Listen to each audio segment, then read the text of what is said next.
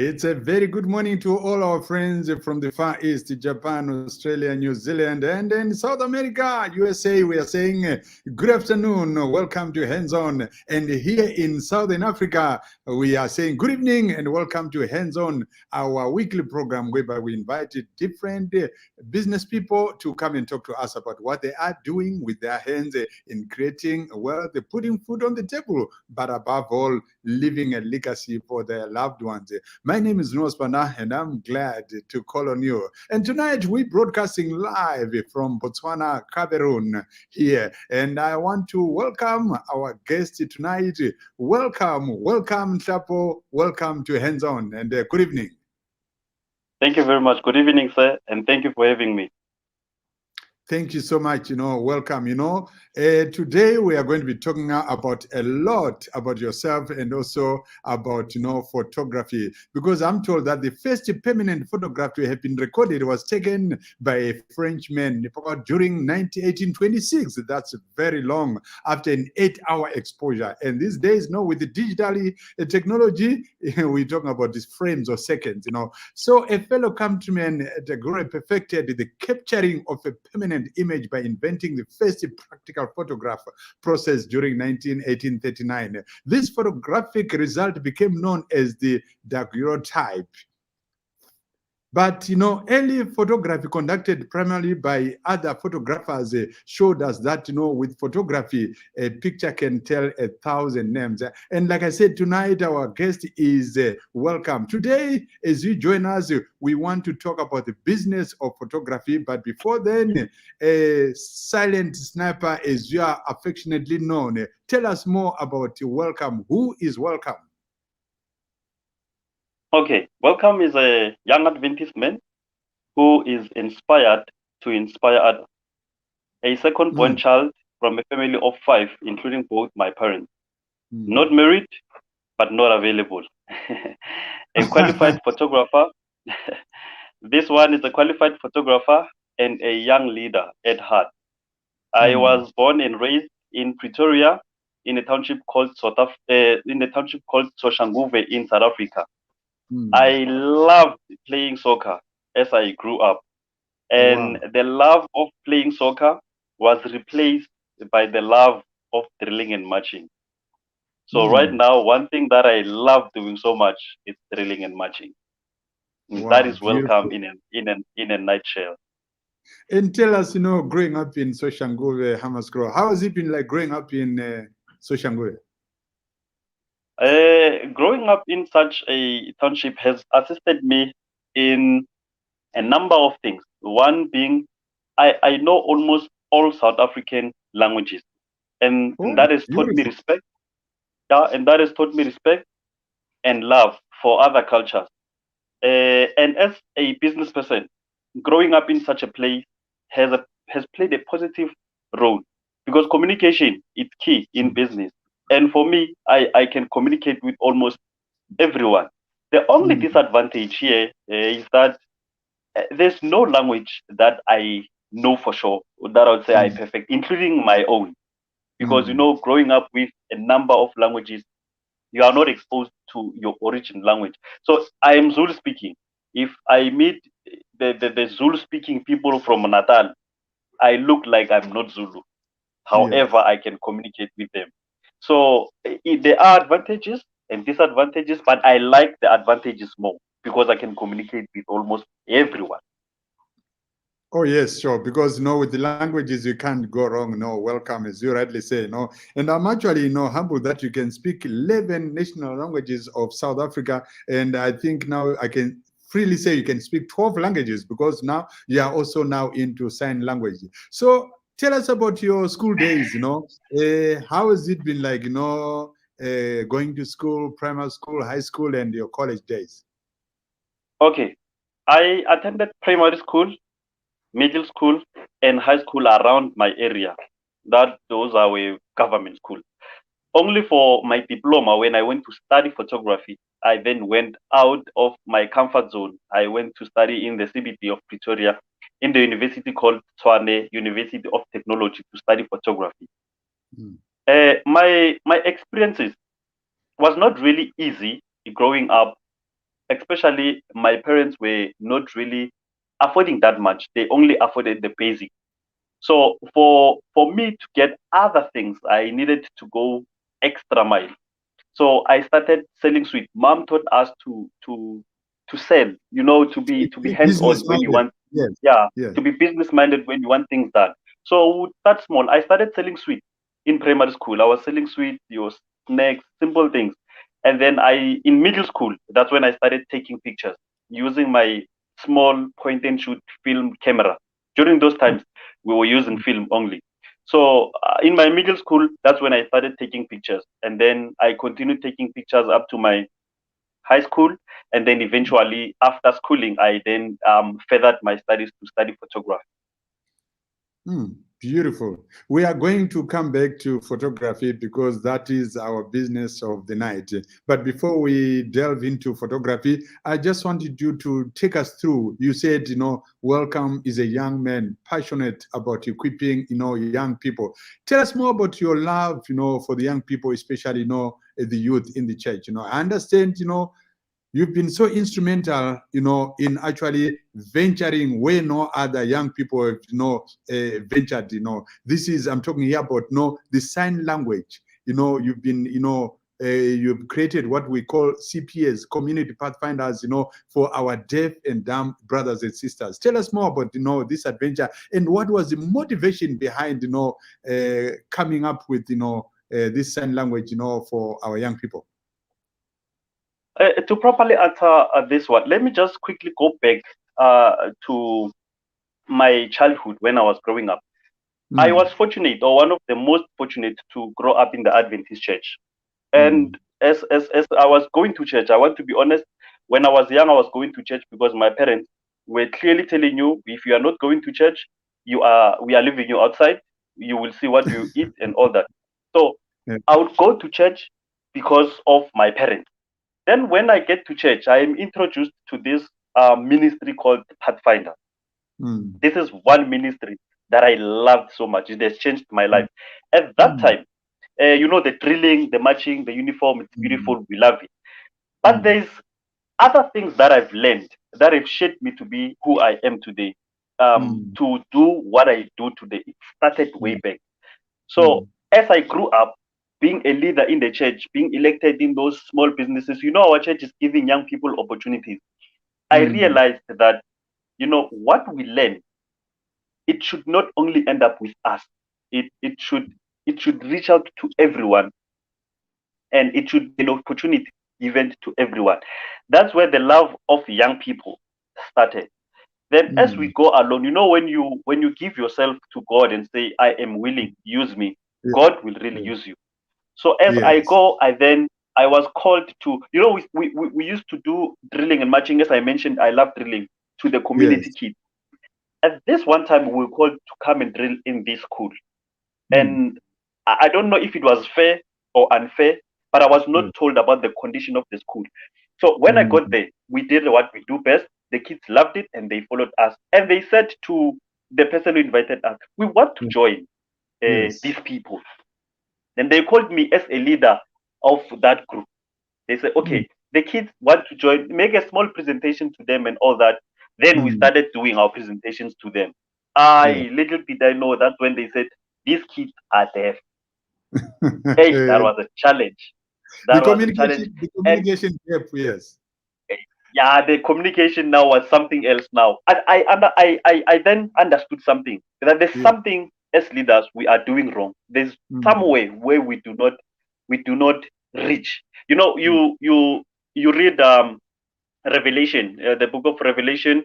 If you 14 read verse from 6 and 7. Revelation 14 verse 6, yes, That's my where it favorite, says, yes. then I saw another angel flying, having everlasting gospel to preach. Now, here's where it touches us, or where it Yeah. should touch us, to Yes. preach to all nations and all languages and all tongues.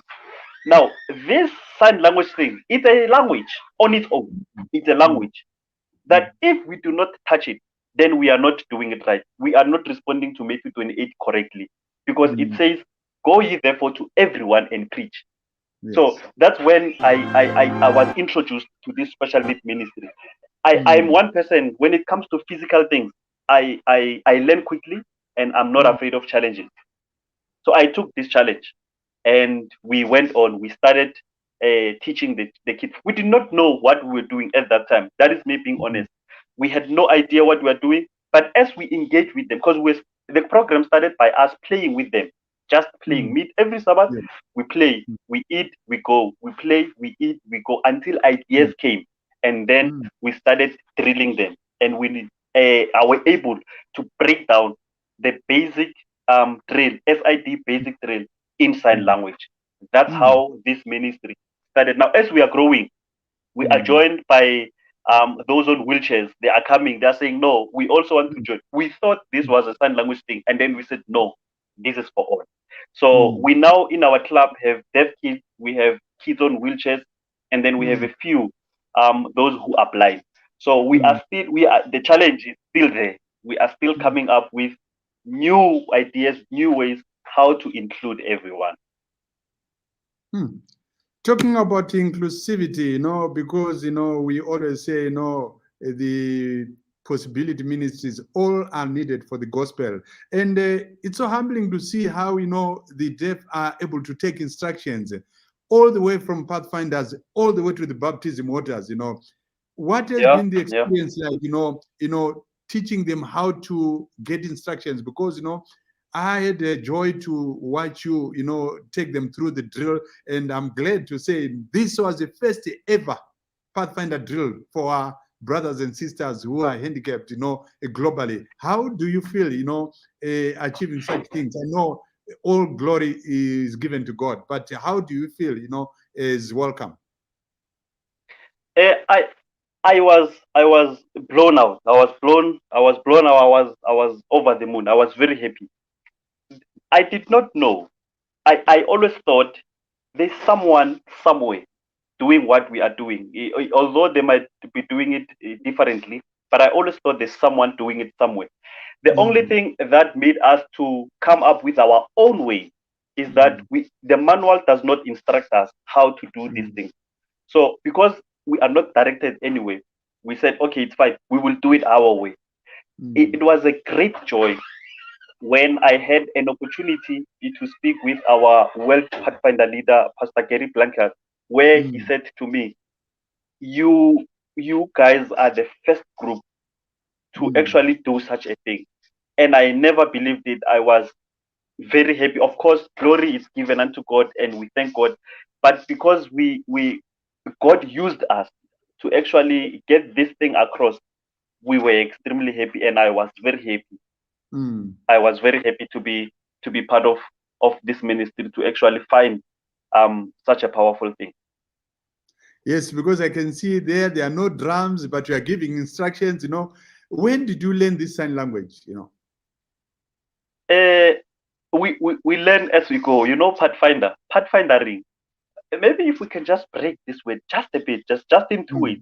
Pathfinder, you are finding the path, and we are finding this path as we go.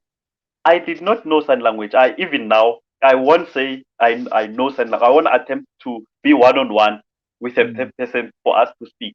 But I learn as I go.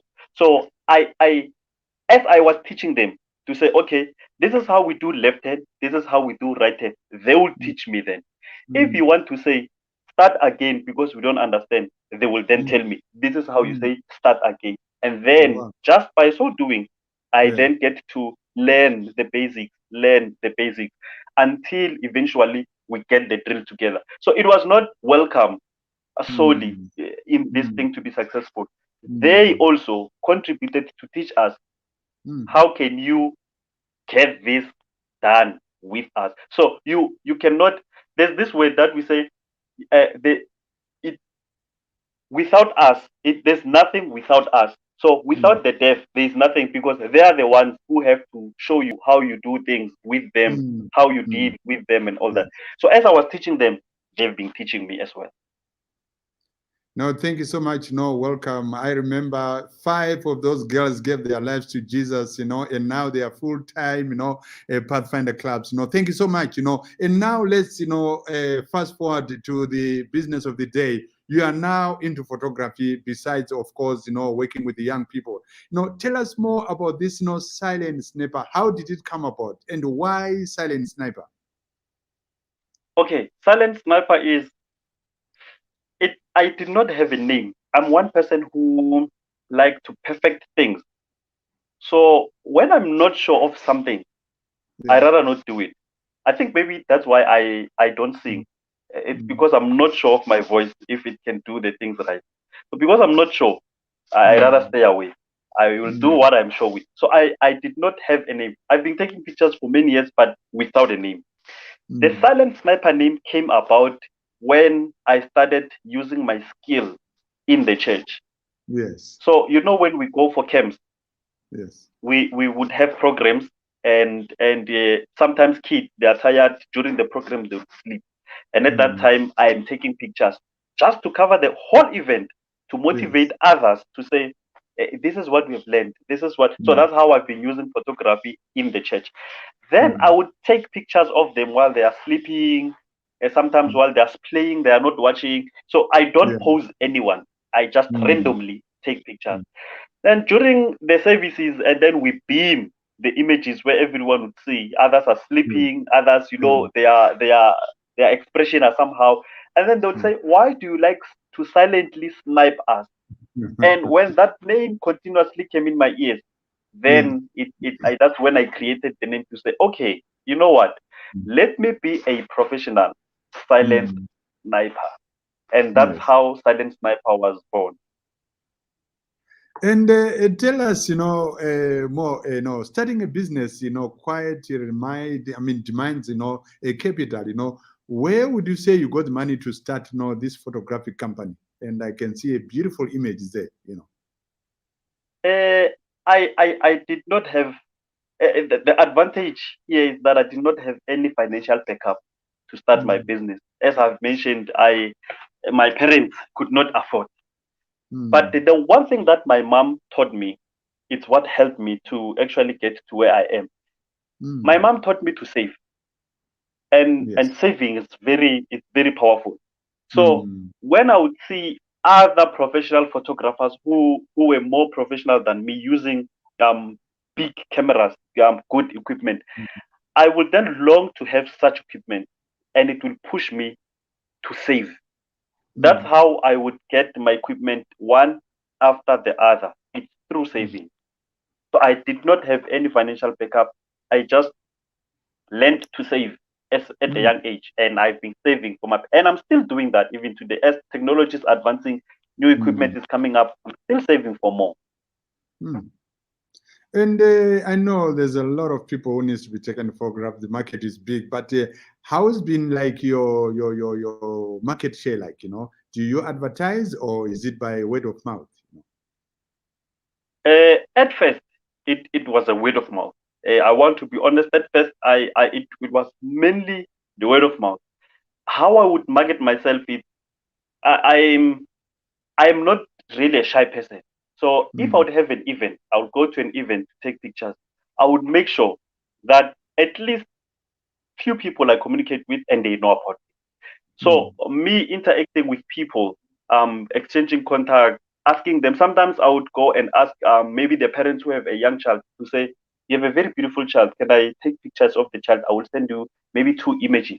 And then when I send those 2 images, they would want more, and then they would say, "Okay, for more we can pay." Then I would say, "Okay, I will give you more in exchange of you telling other people about me." So that's how at first I would be known by people. But as time progresses, I mm, then started venturing into the online platform where we mm, are putting our work online for other people to see, because word of mouth sometimes can be slow. It's a good yeah, marketing platform, by the way, but it can be mm, slow sometimes. So social yes. media is assisting us to market ourselves. So I'm still using word of mouth.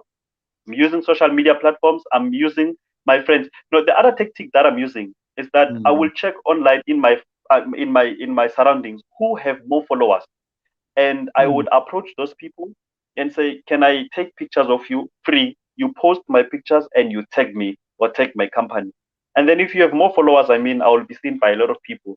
Then that's how I get to be known more." mm. And with the knowledge that there are so many different kinds of photographers, such as portrait, news photographers, area photographers, and so much more, what would you say is your specialization in this, photography? And what Okay, services you I offer? okay. I Photography is very vast.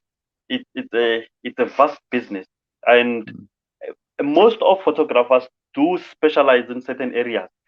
But the way I studied photography, I learned to do research, to mm, search. So I mainly focus into responding to the demand and the brief given by a client. So let me mm, give an example. Maybe let's say there's one who needs an aerial photographer, and mm, they will give me a brief. This is what we need. This is what we'll use the pictures for, and all that. I will then take extra mile to search more into that topic, into that brief, and search what kind of lighting I need, what kind of location, background, things like that, and then I produce what is needed by the client. But my main services that I specialize with, as I've mentioned, most of us do specialize. It's studio work where I mm, do family shoots, I do couple shoots, I do newborns, portfolios, and also mm, product in studio. And also we do packages for outside, like your weddings, corporate, food photography, and also event. So mm, those are my main specialties. However, I'm mm. not limited to those only. Yes, because it's always nice to have your own niche and so forth. And Yes, tell us yes, more, yes. with the advent of COVID pandemic, how has this affected you? Because I know COVID, of course, did bring some grief. Families lost their loved ones, lost their jobs. What other advantages do you think COVID brought? Instead of Yeah, I really was one of the few who were affected by COVID. COVID did evil to a number of business people, and unfortunately I'm one of them. However, I think it has assisted me in slightly changing my strategies mm, in order to stay relevant in the market. Um, the one thing that I would specialize in, or focus more in, is yes, printing. So I would do a lot of printings. I would advertise and market myself with my print and things like that. But when COVID hit, I had to slightly change my packages, change my mm, pricings, and all without affecting myself. Now, yes, what I did was I started to go online, to go mm, digital, electronic presentation. So I started creating more of electronic presentation. In so doing, it helped me because now remember, when I'm giving your work electronically, I yes, don't spend in printing, and then it becomes cheaper. And when it becomes cheaper, I can now reduce the price. Then yes, when I reduce pricing, I attract more people. So that is the change that I took to make more of electronic presentation. Then that assisted me to attract a number of clients. I mean, even now, you can also tell a lot of people no longer do your printing things. We save our things on cloud. So mm. I'm relevant. I'm You giving are you work moving with the online. times. Yeah. I'm moving with the times. Yeah, you want to? I can take pictures of you, and I don't need to meet with you to give you your work. No, no, no. I will send them via email. You give me my payment. I did not use any transport. I did not Mm. print anything, but I still received income. We thank God for technology. And business owners are driven by ambition, welcome, and to drive to see their baby grow. Where do you see your business in the 5 years, and what importantly drives you as Welcome Tlapo, Silent Sniper? Where do you see yourself in 5 years' time? Yes, yes. Seeing my baby grow, um, it just brings joys to me. It brings a smile in my face. It's one of the things that actually keeps me to focus. In the next 3 to 5 years, I actually inspire seeing Silent Sniper creating opportunities to other business owners who are in the same line as my Mm, business. Clients find it easy to pay one company to provide multiple services. Because when you do that, you also reduce a price a bit. But when you get services from a lot of people, then it makes the pricing to be even higher. Now, where I want to see myself is where I get to share business with other people who are on the same line as my business, who are parallel to my business. So let me give you an example. I go to shoot a wedding, and then it's photography, it's video, it's sound, and we are introducing your web development where most of your work, I mean, weddings, we take a lot of pictures. They will be on your website. We create a website for you. I can't do all those things alone. So that's where I would like Silent Sniper to incorporate other people, to collaborate, yes, with other people in creating job opportunities where we are sharing work.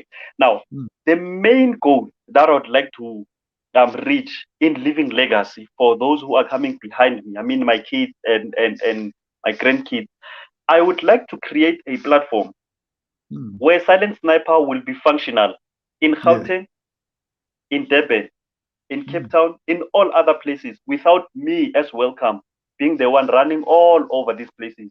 So I would like to create a platform where we have other professional photographers coming in, and then especially young growing photographers.